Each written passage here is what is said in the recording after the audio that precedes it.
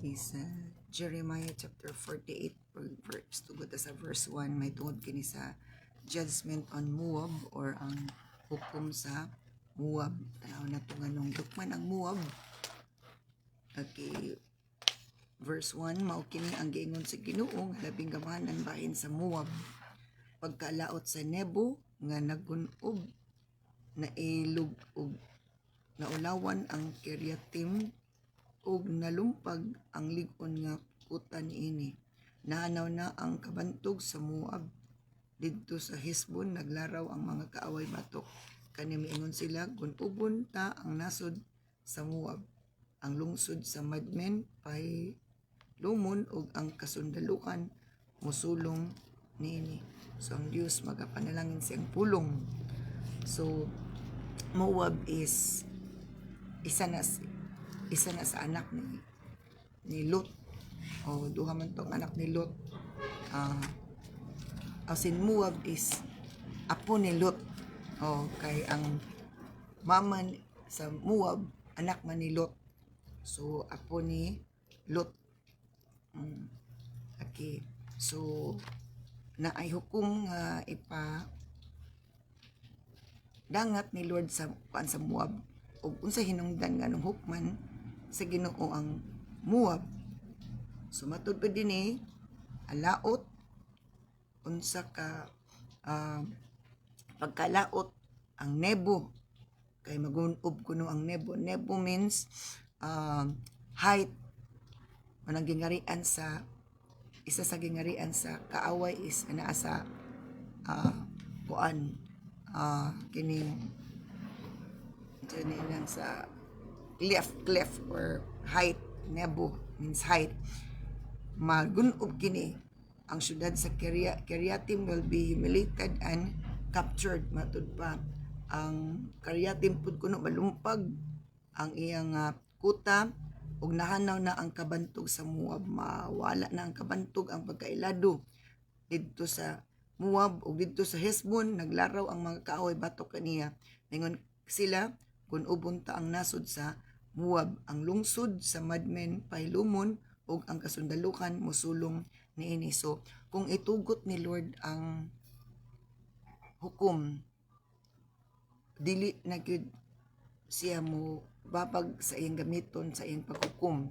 So naa siya gamiton kung masuko si Lord, gamiton niya ang kaaway nga mosulong o mapildi ang lugar nga ilang sulungon kay gitugyan naman si Ginoo sa kaaway. So muna nga mobati tag kaluoy kay mo lagi makaluluoy ang dangatan nila, pero atong masayran ug nasayran nga kung ang Ginoo masuko na gid siya ayo, mulingyo na gid siya, dili na siya mobati og kaluoy kung ang mga tao nagpatig-ag gyud.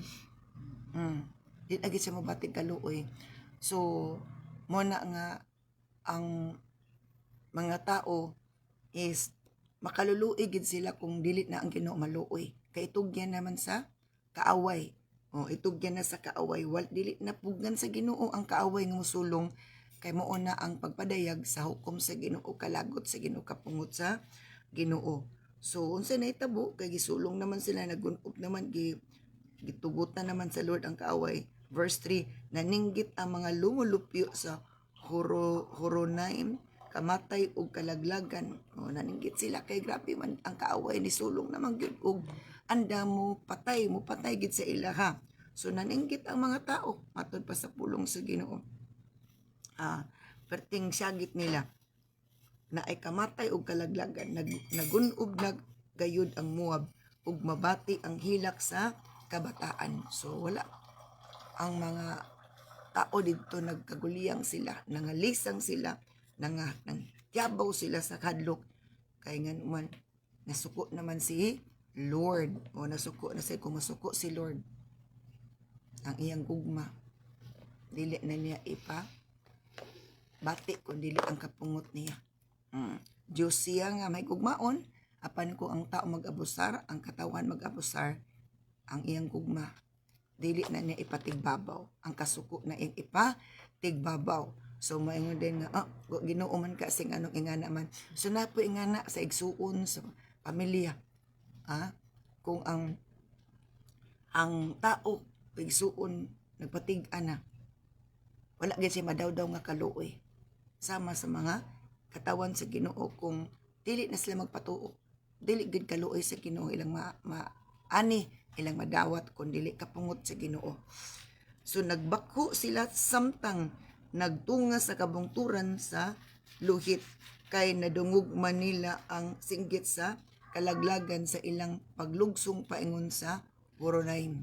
So nagbako sila patigin ng tiyapa o perti nilang pagbangutan samtang nga nagtungas sa kabungturan sa luhit. So grabe luoy kay sila, mura silang mga lapinig nga nangagkabulabog unya luoy jud ang kaimtang nila. Makaluluoy jud nga naman nasuko naman si Lord. Kung masuko na si Lord, ang kaimtang nindot mahimo nang opposite, mahimo nang kabaliktaran. So luoy miingon sila, dagan kamo, luwasa ang inyong kaugalingon, dagan sama sa ihalas nga asno sa kami ngawan. So bisan pag mudagan sila kung ang Ginoo nasuko na, gukdon gyapon sa Ginoo. So dagan kamo, luwasa ang inyong kaugalingon, dagan sama sa ihalas nga asno. Muwab kay misalig ka man sa imong mga kuta ug bahandi, mailog ka usab ug bihagon ang inyong Dios nga si Kamos uban sa iyang mga prinsipi sa kaparian. So unsa daw kuno ang isa sa sala sa Moab, nisalig man siya sa imong kuta ug bahandi. So nagsalig sila nga nakaslag bandi, fortified na ang ilang lugar kanang pag nanay kasiguruan nga di na sila unsaon sa kaaway kay kining kinutaan na good, kinutaan ang ilang sa verse 7, kinutaan na trusted in your wealth and skill ug matod pa, and you will be taken captive, matod pa mabihag kamo your God Kemos, o kana ang isa nga ilang sala. Nagsalig silang bandi kadua, nagsalig sila sa ilang Diyos nga si Kemos. Kemos means the God of heart, ang Diyos sa kalayo. So kung yung tag kalayo, asa na siya gikan? It's a volcanic kingdom. Siya ang prinsipe sa siyang hari, Ginoo sa kanang volcanic nga kingdom, Kemos. Okay mo na nga kung maghilanap na ay kainiton o rebuke ang Kemos spirit ng init, anak kan init kay ulo mo na ang Kemos spirit ang nagkuan anak di ra kay mo si kadog ulo ang Kemos spirit kay ang bulkan dili bugnaw ang mugawas kun dili init sa ang problema sa Moab is ang sala sa Moab, nisalig na sila sa ilang bahandi og nisalig sila kang Kemos nga Dios sa kalayo ug matod pa og nisalig siya sa ilang mga pari ug mga opisyalis o mga leader, and will be hauled off to distant lands ug kanang ilang gisaligan mga mudangat ngidto na sa lagyo nga lugar kay iya nang palayason sa Ginoo. Kuan na sa Ginoo, hukman na sa Ginoo. And then in verse 8, walay lungsod nga dili gun-ubon, mahiagom usab sa kadaot ang walog ug ang patag. So tanan gyud walog ug ang patag, matud pa ang tanan nga mga dapit platos ibabaw ug sa walog, for the Lord has spoken.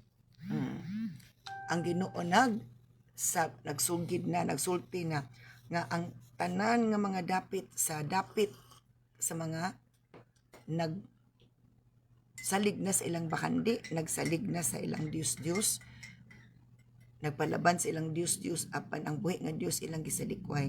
Moabot ang panahon sa reckoning, pagpaningil o paghukom, o kung moabot na delikado na ang ilang kaimtang mo ingang tag stable na stability o may tabo ang kuyaw nga may tabo. So nga na, no, all the towns will be destroyed. Ang tanang lungsod will be destroyed in verse 8 in Jeremiah 48 verse 8. and no one will escape. Wala gyoy makasibat. Manibat ang mga tao pero dili gyud makadaig sibat kay gukdon gyud sa Ginoo. Sumuna siya kung panahon nga silutan na, ting silot na, ting hukom na, ting judge na, dili na wala na'y mahimo ang tao kay ang kaluoy sa Ginoo wala na, hupas na. Oo, so ingana gyapon karon kung kinsa ng tawhana, kinsa ng membro sa pamilya, kinsa ng asa ng dapita, kung ang Ginoo maghukom wala jud ang Ginoo maghukom daw gikumkum na ang gugma ang kuan, gikumkum na ang gugma, paana wala na nagibukbuk. Ana sad siya. Okay, in verse 9, paghimog lubnganan alang sa Moab kay hapit na kini laglagon. Ang mga kalungsuran niini mga gunob og wala nay magpuyo. So gingnan ni Lord si Jeremiah nga diin kay mensahe man ni Lord kang Jeremiah nga ipadangat sa makatawan sa iyang pangwalihan. Paghimog lubnganan alang sa Moab. So buhi pa sila pero ipahimo na kunog lubnganan. Sakit no? Paghimo og lubnganan matod pa para sa kining Moab. Oh, that Moab had wings so she could fly away, for her towns will be left empty with no one living in them. Ma-empty na kuno. O matod pa mga wala na mabilin. Hudton gid sa Ginoo. Hudton gid sila sa Ginoo mo sa napaghimo na lang og lubnganan. So buhi pa pero gi-encourage nga paghimo na lang lubnganan daan. Kay inyong paingnan kamatayon jud. O ma-empty, wala siya mabilin. O in verse 10, tinunglo ang tao nga dili mubukat sa buluhaton sa Ginoo sa kinasing-kasing gayon. Tinunglo usab siya nga dili mo gamit sa ing espada aron pagpatay. So ingon dinhi, tinunglo ang tao nga dili mo buhat sa bulaton sa Ginoo kinasing-kasing. Sa ato pa gusto ni Lord nga kitang tanan mamuhat sa bulaton sa Ginoo kinasing-kasing. Curse is the one who refused to do the Lord's work. Tinunglo kadtong in the English Standard Version, curse is the one who does the work of the Lord with slackness. So slackness mo nagpabangay-bangay dili bitaw kinasing-kasing basta lang respeto. Basta lang respeto nga naay gitrabaho. Dili ganahan si Lord ana kay si Lord seryoso. O dili siya gusto respetar lang nga trabaho, gusto niya tinarong kinasing-kasing tininuod nga trabaho dili lang kay respetar. Ug matod pa tinunglo usab ang tao, tinunglo usab ang tong tao nga naa siya espada apan wala niya gamita sa patay sa angay patyon. So kung ang Dios masuko, isog na gid kay siya masuko. Kuyaw na gid siya masuko. So ingana gyapon ang tao nga diin nasuko na sa iyang igsuon o sa padiha sa tao kay padlungon lagi dili na nimo makita og madungog ang gugma kung dili ka pungot. And it's biblical, bisan ang Ginoo nga puno sa gugma, grabe gid ang gugma sa Ginoo, pungot gid siya, how much more ang tao. Sumuo na nga usay ma-misinterpret sa tao kay makita nilang kapungot, wala sila kabaluon sa hinungdan. Kasi lang din. Kaya kini sa Jeremiah chapter 48 sa uban nga book, isog na jud ang Ginoo. Halos sa book of Jeremiah, kuyaw kaayo ang kuan sa Ginoo sa Ezekiel, Isaiah. Kuyaw kay ngano pabadlong, gabi kabadlongan ang mga tao. Gabi kabadlongan ang mga tao. So, ang kaisog sa Ginoo mooy gipadangat sa mga katauhan. So nga na no nga na ay tunglo sa mga tao nga dili kuno gatinarog trabaho sa iya ka. Kabalo gid si Lord kung kinsa nagtinarong og trabaho na ninuod og trabaho sa iya ka. Kabalo siya. Matod pa diri. And in verse 11, nag-ingon ang Ginoo, sukad masukad walay nagsamok sa Moab. Sama siya sa binong nga nakalugdang na. Wala siya ibalin-balin og sudlanan o mabihag. Busa wala gayud maunsa ang iyang lami o kahumot. Isa-isay nga sa una awa gid way problema ang Moab. Peaceful gid kay Moab. Mura kuno siya bino nga gilugdang nga wala gyud gilabti. Wala pa labti sa Ginoo kay wa pa man ang hukom abot. Ugukban na dito lahi na gid ang dagan. So matod pa di sama siya sa bino nga ni kuan nilugdang matod ba ni settle wa gid siya gilabti, wa siya kuan giyabo sa iyang sudlanan. Ug kumot jud kuno siya. But in verse 12, nag-ingon ang Ginoo, apan mo abot ra ang panahon nga may ipadala akong mga tao nga maoy muipis sa Moab sama sa bino. Tition nila ang bino sa iyang mga tadyaw ug unya pamukon kini kana. Ang ilang kaimtang mausab ma-reverse. Mo padala kuno si Lord og tao nga moy muipis sa Moab sama sa bino. Ang kapungot sa Ginoo iyang padangat pinagi sa tao nga ingamiton para mo pa dayag sa kapungot ni Lord sa iyang judgment. So kung di ta kasabot na mayong bintag nga kalain mag kinaiya tong tawana. Di ba? Oh, nganong ingana. O tingnan ni Lord nga ang Babylon isa sa mga latos or bunal sa Ginoo. Mo ay gamiton sa Ginoo para mo disiplina, mo pantun, mo judge sa makatawan sa Ginoo. So apan mo abot ra ang panahon nga may ipadala akong mga tao nga maoy mo ipi sa Moab sama sa bino. Tition nila ang bino sa iyang mga tadyaw ug unya pamukon kini. Kawang lamang ang pagsalig sa taga Moab kang Kemos nga ilang Diyos ingon nga kawang usab ang pagsalig sa Israel kang Bethel. Okay. So matud pa nga ang isa sa mga sala sa Moab, ang nagsalig sila ni Kemos nga Diyos. Si Kemos is Diyos sa kalayo. Muna sa ang iyang kingdom ni Kemos na sa bulkan. Kingdom niya siyang hari sa bulkan nga ingarian, bulkan nga dapit. Og matud pa nagsalig sila sa ilang bakandi. So ato pa angay arangan sila kaimtang. Nana sila bandi angay sila kaimtang. Unya tungod sa angay kaimtang ilan na daan nga gi palig-on ang ilang kuta, ang ilang paril kay para gid nga protection para batok sa ilang mga batok sa sulong nila nga kontra. Pero kung ang Ginoo nay mahimong kontra nila, ang ilang haguan nga protection wala gyapon ilang madawdaw. Muna siya nga tinuod nga atong protection si Lord kung dili na to siya kaaway.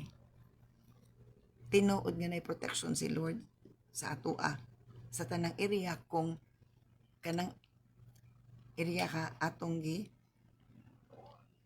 pahimutan si Lord. Ingana no? So daghan man na. Remember nga ang protection is kanang unsay tawag ana ato nang salig sa Ginoo pero natay rule. Natay rule. Mga itag protection sa Ginoo pero musimpata niya mo alagad ta niya mo tuman ta sa iyang sugo. Kaya kung tumano na to siya, sure gid ang protection isa na sa iyang panalangin na to. Isa na sa iyang pagabuhaton na to. Okay. Now in verse 14, gawas nga sila kanang dato kay salig mo silang bandi sa verse 7. In verse 14, unsaon man ninyo pag-ingon nga kamo mga bayani ug isog nga mga sundalo. So sa ato pa in verse 14 sa Jeremiah 48, you used to boast, we are heroes, mighty men of war. So grabuso sila. Mga hero kuno, grabe kuno sila manggugubat, manglalaban. Nga na sila ka garbuso, nga na sila ka kasiguro nga dili sila mapildi. Kay in terms of for kanang protection, kay ilan namang gikutahan ang ilang kuan, gi-fortify naman nila ang ilang kuan, dapit nya napod sila Dios kuno, no? Si Chemos nya mga manggugubat sila, mga warrior sila. But ingon si Lord, naghanambog mo nga manggugubat mo sa verse 14. You used to boast, kamo nagsige mo pangambog nga we are heroes, mighty men of war. Verse 15, but now Moab and his towns will be destroyed. His most promising youth are doomed to slaughter, says the king, whose name is the Lord of heaven's armies. Agkay, grabe. Unsaan man ninyo pag-ingon nga kamo ang mga bayani ug isog nga mga sundalo, musulong na ang mulaglag sa Moab ug sa iyang mga syudad aron pagpatay sa iyang labing lig-on nga mga batan-on. Ako ang hari, ang Ginoo nga labing gamanan, maoy nagsulti niini. So kung ingani siya, okay, thank you Lord. Kung maingon si Lord nga sulungon pat yun hukman na unya na ay magpahiro-hiro nga mo luwas mo babag, ay mo na siyang kontra noon sa Ginoo. Adamay na. So say pasabot na kung panahon sa hukom sa Ginoo, kasuko sa Ginoo, unya ikaw mo babag sa plano sa Ginoo, may mo na kang kasuko kontra sa Ginoo. So kung unsay kuan sa atong leader, unsa iyang plano, unsa iyang decision, unsa iyang action, mo atong sundon, dili ta mag kuan sa iya ha, mo supak-supak sa iya ha. Nga na, it's a case-to-case basis. It's a case-to-case basis. Matod pa. Okay, asa na ta karon in verse. Ako ang hari, ang Ginoo nga labing gamanan, maoy nagsulti niini. Diba sakit? So kung gihukman na ang tao, gihukman na ang lugar, wala nang kaluoy sa Ginoo. Wadon pud ang kaluoy sa Ginoo sa kanang ang gigamit nga maghukom. In verse 16, sa dili madugay gun-ubon ang Moab, mukalit lang siya kapukan.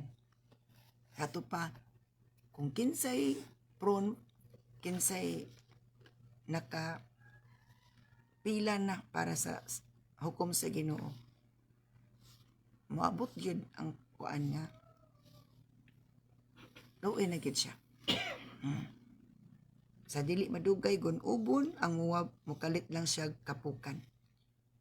So kung katingon sa Jeremiah nga ubad, ang nahiagom sa kamatayon, mamatay, ang nahiagom sa pagkabihag, mabihag, ang nahiagom sa kagutom, magutman, ang nahiagom sa kanang sakit, magkasakit. Upat na siya.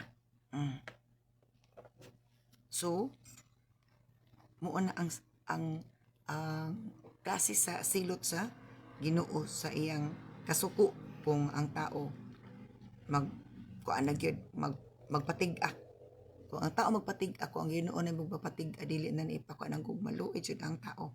Pagsubo kamo alang sa maong nasod, kamong anaa magpuyo sa duol ug nasayod sa iyang kabantog. Ingnan ninyo nabali nagyud ang gamahanan ug bantugang sitro. So balion gid sa Ginoo ang sana garbo, ang gipasidungog nila, ilang giilang nga ilang kuan, ilang asset matud pa sa pulong sa Ginoo. Ito, your friends Moab weep for him and cry. pagbangutan mo, pag hilak na lang dyan mo, see how the strong scepter is broken, how the beautiful stuff is shattered. So gisaysay na unsay dangatan nila. Luoy tan-awon, makaluluoy gid sila. Pero moon na may hukom. Judgment nila. So kung judgment na, wala na jud kay mahimo. Maluoy lang gid ka, pero kang Ginoo wala nawad-an naman siya kaluoy. Kay kapungot naman. Nya para sa uban, grabe kapud ka katig-ak nga nang wa ka naluoy. Wala naman gani naluoy ang Ginoo, kita pa ba? Ana ra gyud ang istorya ha, di ba? Upas ng kaluoy. Upas ng kaluoy sa Ginoo. Kung upas ng kaluoy sa Ginoo, ang kapungot Ang tuli. pati may nga siyang ay na nagtabangi. Useless imong tabang. Ano naman? Wala na gani siya ni tabang ang Ginoo. So i-close niya ang tabang kung hukman na ang mga taong kaigulo ting-a. So pukano na sa Ginoo in verse 18. Kamong anaan magpuyo sa dibon kanaog salang don ninyong lingkuranan og pangyaka kamo sa yuta kay ani ana ang mulaglag sa Moab og gipangguba niya ang inyong mga kuta. Wa na gid ang ilang mga gipanghimo nga gipanghaguan nila nga para sa ilang protection is gipaguba ni Lord sa iyang kaaway kay nasuko na si Lord. So muna kung protection nato mga anting-anting unsa na diha mga bahandi kung ano gyapon na sa Ginoo. Huwag tangon gyapon na sa Ginoo kay gusto ni Lord nga sa iya ra gid ta mosalig. Wala nay lain. Sa iya ra gid ta dili safe ang dapit des kalibutan. Ang safety nga dapit dana ra gid sa presensya sa Ginoo ba ng Ginoo. So in verse 19, kamong magpuyo sa Aryor, tindog kamo diha sa kadalanan ug tan-awa ang mga miikyas ug pangutan-a sila unsay na hitabo. So grabe no, kuan gid sa ino na mang ikyas man gyud. Pero sa tindog mo pangutan na unsay hitabo nganong ningana na mutubag sila napuka na ang Moab, naulawan ang Moab sa hilaki ninyo siya. Isang yaw sa daplin sa suba sa Arnon nga nangalaglag na ang Moab. So kung abot ng kapungot ni Lord malaglag ang tao, magunob, magkabuguliyang, magkamatay, magkagubot yun kung ang Ginoo masuko. Wala na'y kalipay, wala na'y kalinaw, wala na'y protection, wala na tanan. So, yung agrabiha po niya, no? Grabe hapon sa Ginoo. Grabe hapon ng mga igsuuna, grabe hapon ng pamilya ha. Kung ang Dios nasuko na, dili na nimo ma-expect ang gugmag kaluoy. Ana ra jud. So kung judgment time na, wala na mahimo kung dili ang hukom na gyud ang ipahamtang. So kung judgment na time na sa Ginoo anang tawana anang lugar, dili na gyud kaluoy. Kapungot na dyan. So nga na atong sabton ang pulong sa Ginoo rang dili ta maka sala nganong ingana nganong naitig katig-ak nganong ingana ang kaibtang gipasagdan nga walay ni tabang kay kung hukom na ang tabang ni bisan kinsa wala nay pulos. Wala nay pulos. Ingana. So verse 20 man na 21 na ta. Okay, 21. Gipahamtangan nagsilot ang mga syudad sa kapatagan, ang Hulon, ang Hasa, ang Mifat. So ang tibok lugar sa Moab wala gyud gipa labyan sa Ginoo. Kay pareha man silang nagsala, nang gisalig na sila sa ilang bandi, nagsalig na sila sa ilang nagsalig na sila sa ilang Diyos nga si Chemos, nagsalig na sila sa ilang kabantugan, kamanggugubat, ka mga warriors. Matod pa. So, ang tanan gyud gipamtangan nagsilot ang mga syudad sa kapatagan, ang Hulon, ang Hasang, Mifat, ang Dibon, ang Nebo, ang Bet Litim, ang Kiryat Shittim, ang Bet Gamul, ang Betmon, ang Kiryat ug ang Bosra. Gisilutan na ang tanang syudad sa Moab duol man o layo. Napuka na ang gahom sa Moab, ako ang Ginoo mao ang nagsulti niini. Gihurot yun ni Lord. Laras. Nilaras ni Lord. Og sa pamilya pa, hurot ang pamilya. Walay nabilin. Og na imusibat. Lakgon gyapos Ginoo. Muna nga, ingana gyapon sa atong panahon karon. Kung kinsa man nagpatig-as sa kuan sa grace period ni Lord, anang tawana.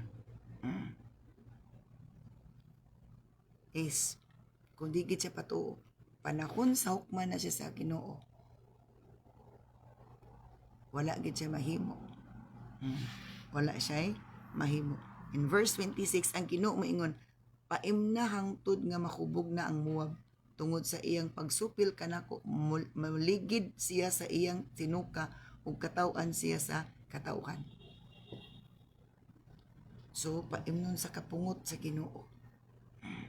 Paimnon sa kapungot sa Ginoo sama kuno sa hubog na nga iyan nang isuka ang iyang giinom matud pa. And in verse 27, Moab, hinumdumi ang imong pagbiay-biay sa katawan sa Israel. Gipakasama mo sila sa pundok sa mga kawatan nga nadakpan. So unsa pay sala sa Moab? Gibiay-biay ang katawan sa Israel. Gibiay-biay ang katawan sa Israel. Did you not ridicule the people of Israel? Kana mo biay-biay, motamay sa katawan sa motamay sa katawan sa Ginoo. Kay sila no lagi nanginambog na sila silang status. Ingana sila kalig-on, ingana sila kaisog, ingana sila kabantugan. Ang katawan sa Israel ilang gitamay, ilang gibiay-biay, ilang kimak. Naminaw ra gid na Ginoo nagtan-aw ra. Moabot ang hukom. Pag-abot sa hukom, di na makumkum ang kapungot sa Ginoo. Asuko na gid si Lord. So, naay nagtamay-tamay sa mga katawan sa Ginoo. Tamay-tamay nga alagad mo ni mo na pag-abot sa paghukom, luoy na kisanan kay ato gitamay naniminaw si Lord. Wala siya diretso ni judge. Nagpaabot siya panahon. So disud kay magtamay-tamay ta sa mga side sa Ginoo. Wala kasabot kay wala ta kabalo unsay kanang kuan sa Ginoo. Ug matod pa dinhi asa na ganito dapita yung verse 27, 28. You people of Moab, flee from your towns and live in the caves, hide there like doves that rest in the cliffs of the rocks. Okay, ina na. Yung katawan sa Moab, matod pa pang sibat na mo. Adto mo sa mga langob sama sa tago dito sama sa mga kanang kalapati dito sa mga kabatuan. We have heard all the pride of Moab, for his pride is very great. O kana. Isa nga sala nila garbuso kay sila. Perti kunong habugas ilang garbo. O in verse 29, ato tanan verse 29. Garbuso kaayo ang Moab. Nasayod ako sa pagkaambugiro ug sa pagkaandakan sa katawan sa Moab ug ang ilang pag-una ko na alang lamang sa ilang kaugalingon. Oh, di ba kasagar ambugiro? Sira gid ang kuan tuboy wala na lain. Garbuso kuno kaayo ang Moab. So ang tanang garbuso adi na patuo mo na nagsikinsa maabot ang panahon nga hukman sila. Ipa humble down gid sila. May lang ipambul down judgment na gid kamatay. So, we have heard all the pride of Moab, for his pride is very great. Grabe na gid dako, garbuso. We know all his lofty pride, his arrogance, and his haughty heart. Grabe gyud ang iyang pagka hambugiro. Ako maong Ginoo side sa ang pagkamapit ason walay pulos. 29 balik ko na ko sa garbuso kaayo ang Moab. Nasayod ako sa pagkambugiro ug pagkandakan sa katawan sa Moab ug ang ilang paghunauna alang lamang sa ilang kaugalingon. In verse 30, ako ang Ginoo nasayod sa ilang pagkamapahitason, walay pulos ang ilang pagpangandak ug dili mulungtad ang ilang mga buhat. Sige pa sa isa-isa na. Unsa pa ilang sala? Atong sa isa balik ko nato lang sala. Nagsalig sila sa ilang bahandi. Nagsimba sila sa ilang Diyos nga Kikemos. Nagsalig sila kay warrior sila. Karon naggarbuso sila. Upat ilang sala. Grabe na sila. Ingana matud pa. Ug grabe gid kagabuso jud kuno kay sila. So kuyaw kaayo bisan kinsa nga garbuso ipa down ni Lord. Ang mapabusanon mo ipataas niya. O unsa man ta katawan matas Ginoo kay kini ang Lut, ang Moab kuan man as Ginoo. Ang papa sa Moab Lut buutan. Pero ang anak nagbangutan. Kaya naman tungod sa iyang pagkadautan. Kaya nako kasagara sa mga dautan mo abot ang panahon sa pagbangutan diri sa kalibutan. Sumala sa kasulatan. Anara na. Balikon ako, moabot ang panahon sa mga dautan nga sila silutan ug magbangutan diri sa kalibutan sumala sa kasulatan. Di, dyan na malalis. Kaya nasulat na sa Biblia nga ang dautan, iyang pagasilutan. Dili niya itugot nga magkalipay nga mo daw gawas nun sa iyang kinabuhi na ay nagpaabot niya nga silot hukom. Matod pa. Okay. Verse 31 busa hilakan ko ang tibuok Moab ug ang tanang lumulupyo sa Heres. 31. So now I wait for Moab. Yes, I will mourn for Moab. My heart is broken for the men of Kirhareset. So ingon ang Ginoo, naghukom siya pero muhilak siya, mag-mourn siya. Hilakan ko ang Moab. Muhilak po siya sa kaguol. Pero angay man gid sila silutan. Silot ang Ginoo pero muhilak po ang maguol po ang Ginoo. Diba ito? Maglagot nga maluoy. Maglagot nga maluoy. So now I wail for Moab. Maghilak ko. Magbangutan ko. Yes, I will mourn for Moab. My heart is broken for the men of Kiriath. And verse 32. Mas hilakan ko ang mga lumulupyo sa Sibna kaysa mga lumulupyo sa Hazir. Syudad sa Sibna sama ka sa paras nga ang mga sanga miabot sa tabok sa dagat nga patay og sa Hazir. Apan karon ang imong bunga sa ting-init ug ang imong ubas na nga daot. So masilakan pa daw ni ang lumulupyo sa Sibna kaysa mga lumulupyo sa Hazir. So naapoy iyang gikomparison. Masilakan pa niya pero naagi po judgment. Nga na. Nakanaw na ang kalipay ug kasadya gikan sa tabunok nga yuta sa Moab. So kung atong tan-aw no, nganong nagkuan sila, nganong nagsalig sila. Ang ilang yuta tabunok. Kugihan pud sila. So ni uswagid sila. So sa pasabot tabunok. Ibutan na to karon maayo akong trabaho, maayo akong negosyo, maayo akong kahimtang nga nagsalig na ana. Ang Ginoo wala na tagai og pasidungog, wala na gialagari. Wabot ang panahon pagpaningon sa the day of reckoning. So nakanaw na ang kalipay ug kasadya gikan sa tabunok nga yuta sa Moab. Wala nay nag-agas-agas nga bino gikan sa mga pigsanan ug wala nay muhimog bino ug mosinggit sa kalipay. So ang tanan nilang gibuhat nga usually gibuhat nila mastap na kay si Lord is nagahukom. Mituaw ang mga lumulupyo sa Isbon ug sa Eliali. Ang ilang pagtuaw madungog bisan pa sa Jihaz sa Zur, sa Horonim ug sa Iglat Cilicia. bisan ang sapa sa Nimren may hubas na. So wala gitilukan gid sa Ginoo. Ang ilang gisaligan gikuha ni Lord. Giwagtang ni Lord. ubas na ang sapa.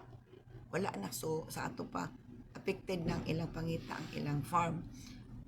Pahunungon ko ang katawan sa Moab sa ilang paghalad ug sa pagsunog sa insinso alang sa ilang mga Diyos ako ang Ginoo mao ang nagsulti niini.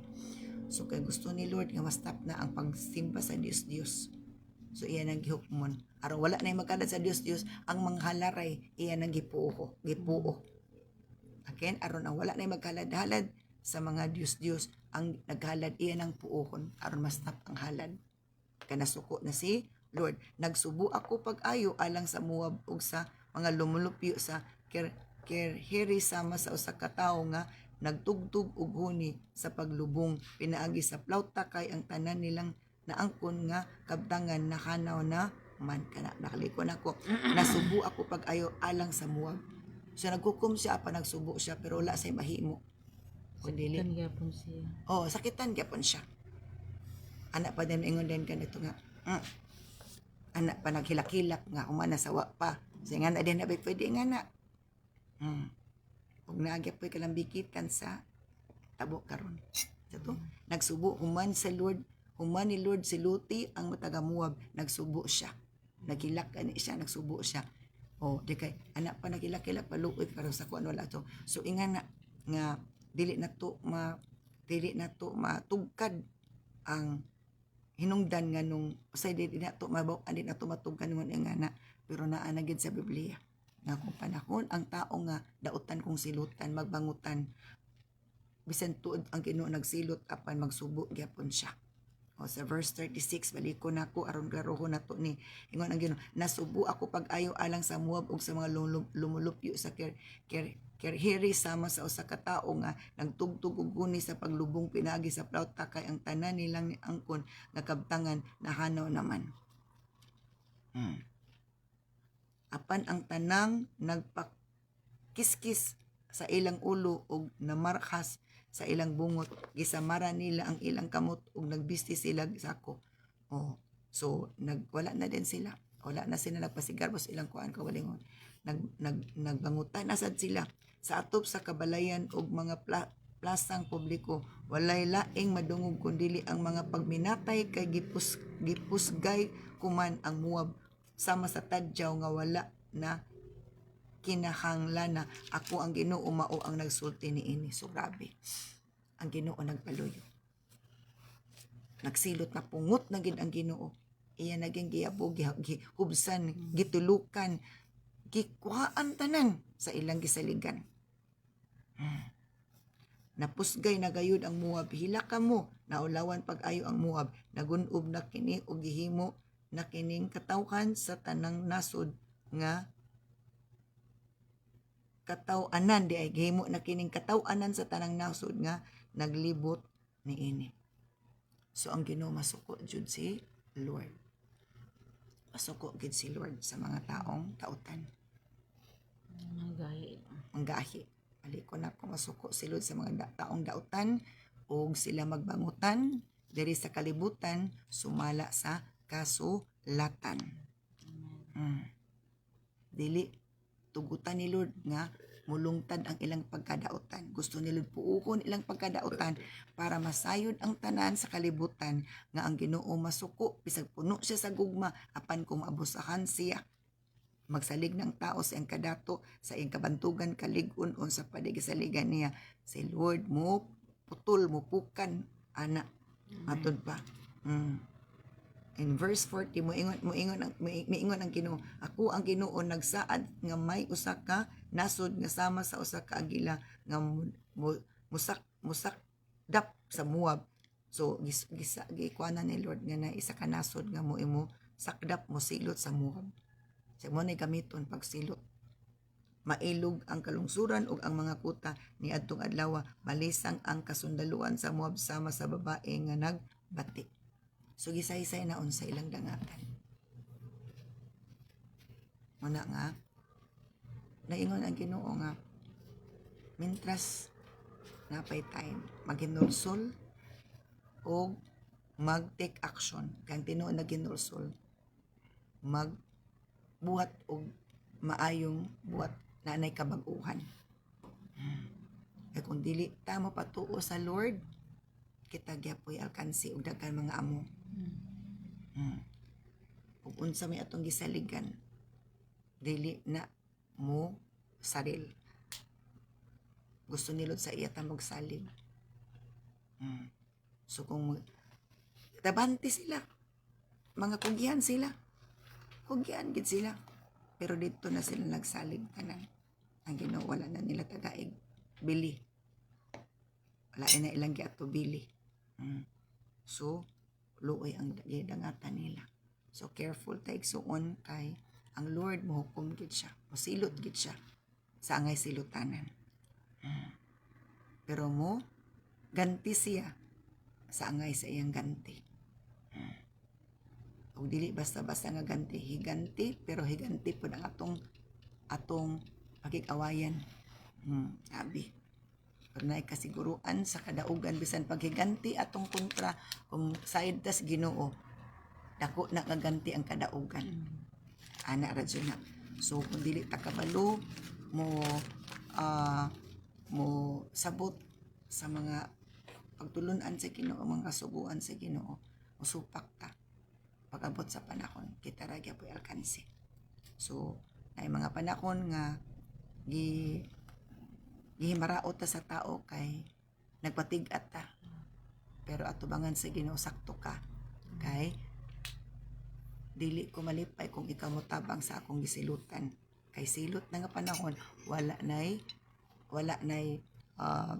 pulos ang mga tabang nga itabang. Sa panahon sa silot, walay tabang nga ikalipay sa Ginoo. Let us pray. Oh, glory to God in the highest. Thank you, Lord, sa imong hinumdum unsa ka nga klase nga Dios. Puno ka sa gugma apan ang taong nag-abusar, nagsimbag Diyos, nagsalig na sa bakandi, nagmasigarbuho na, nagtalig na sa ilang pagkabantugan, sa ilang pagkamanggugubat.